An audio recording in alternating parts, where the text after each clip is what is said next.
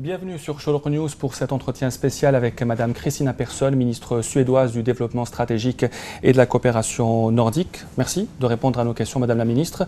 Vous êtes à Alger pour les journées de la Suède. Vous avez parlé d'échanges, de confirmation de cette coopération.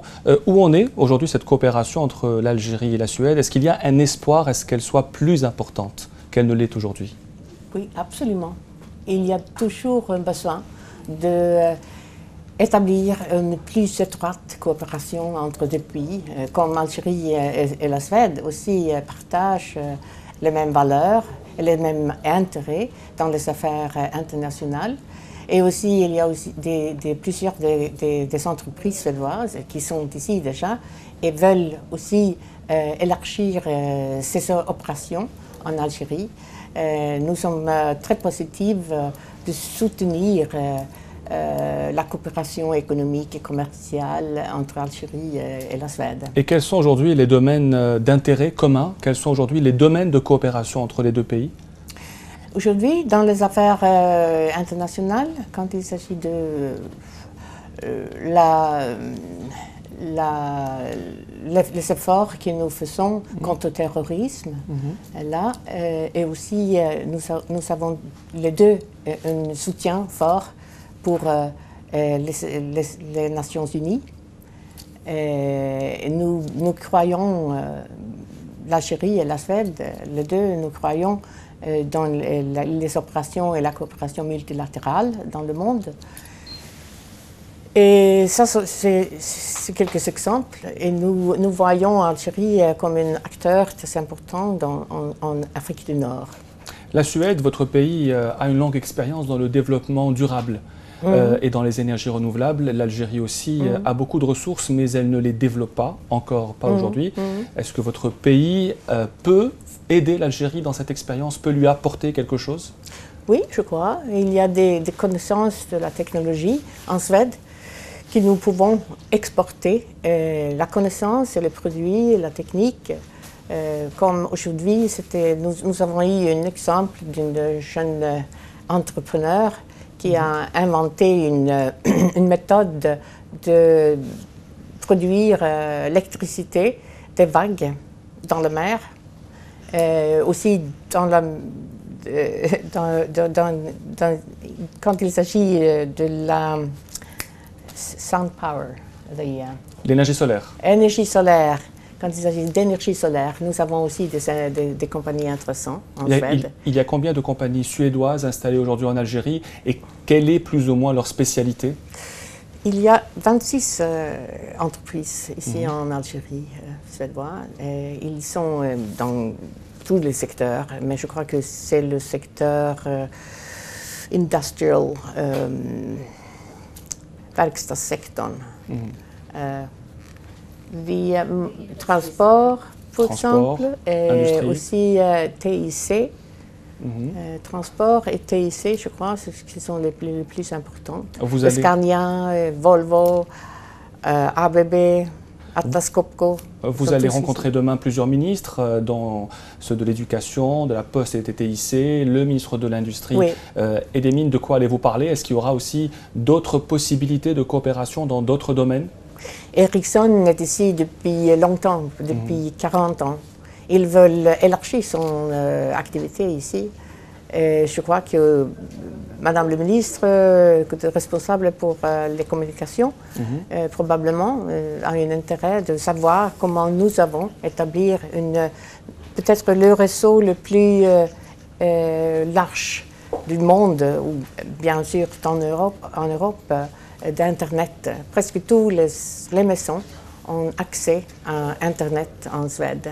Alors Madame la ministre, le monde est secoué depuis 48 heures par un scandale planétaire qui s'appelle les Panama Papers. Plusieurs chefs d'État, de gouvernement, des centaines de personnalités sont mises en cause. Et votre pays, la Suède, a officiellement demandé au Luxembourg d'enquêter sur une grande banque scandinave, Nordea. Selon vous, quelles pourraient être les conséquences de cette enquête et de cette demande suédoise? Difficile à dire. C'est une grande banque et nous sommes un peu choqués de savoir qu'ils se sont occupés de ce type d'affaires. Et nous voulons bien sûr avoir la vérité et qu'il y a aussi, ils prennent des mesures nécessaires pour aboutir à ce type de transactions. Pour nous, c'est évidemment la force de la Suède dépend beaucoup au fait qu'on paye les impôts en Suède. Les Suédois payent les impôts. Nous avons un système fiscal qui est très efficace. Et ce n'est pas juste, ce n'est pas faire qu'il y en a des gens très riches qui évitent de payer les impôts. De payer les impôts. Vous allez parler de coopération, mais aussi de questions internationales. On va parler d'une crise encore plus importante, c'est celle des migrants entre l'Europe. Il y a eu un accord récemment trouvé avec la Turquie. Votre pays, la Suède, qui est connu pour être une terre promise, un pays qui pendant des années a accueilli des centaines de milliers de réfugiés, votre pays a décidé d'expulser plus de 60 000 réfugiés vers leur pays d'origine. Est-ce que vous ne craignez pas que votre pays, la Suède, perde un peu l'image de ce pays accueillant? Nous avons reçu beaucoup plus réfugiés, fugitifs en Suède que tous les autres pays en Europe. Beaucoup plus. Mais vous avez décidé d'en expulser 60 000? Non, ce n'est pas juste, ce n'est pas correct. Il y en a des gens qui n'ont probablement le droit de rester en Suède. Et la quantité, nous ne savons pas. On a mentionné une fois, un ministre, je crois que c'était, un ministre comme exemple, le chiffre 60 000, que c'est possible. Parce que nous avons reçu beaucoup, 2060, les 2 dernières années. D'accord. 260 000. Oui, c'est ça. Ouais. 260 000, c'est ça, voilà. Exactement. Les 2 dernières années. Et nous ne savons pas combien ont le droit de rester en Suède. Est-ce que la Suède soutient l'accord qui a été conclu entre l'Union européenne et la Turquie pour le retour des migrants vers leur pays d'origine? Oui. Est-ce que vous pensez que c'est un bon accord? Nous avons pris part de la décision. Il reste à savoir si ça fonctionne bien. Est-ce que vous pensez que c'est un bon accord? Pour le moment, c'était l'accord qui était possible de trouver. Est-ce que vous pensez que l'Union européenne aujourd'hui reste un ensemble cohérent, reste un ensemble fort? Il y a d'un côté les Anglais qui veulent sortir, d'un côté d'autres pays comme la Suède qui ne font toujours pas partie de la zone euro. Est-ce que vous pensez que la Suède garde sa place aujourd'hui au sein de l'Europe? Je souhaiterais que l'Europe pourrait prendre les décisions correctes et établir une politique de migration pour recevoir les fugitifs de Syrie et autre part où il y a un conflit. Et j'espère vraiment que la coopération en Europe développe beaucoup plus rapidement qu'encore. Ça n'a pas pris place encore. Il y a beaucoup plus à faire. Quelles sont selon vous les raisons qui ont poussé que ça n'ait pas encore pris place encore aujourd'hui? La coopération européenne a été trop faible pendant les dernières années. Il s'agit aussi d'autres parties de la coopération, mais surtout la coopération des migrants est très très sérieux. Et nous voulons faire tout ce qu'il faut faire pour établir une coopération humaine et respectueuse vis-à-vis les fugitifs. Et l'entrée dans la zone euro n'est toujours pas envisagée de la part du gouvernement suédois? Non. Non.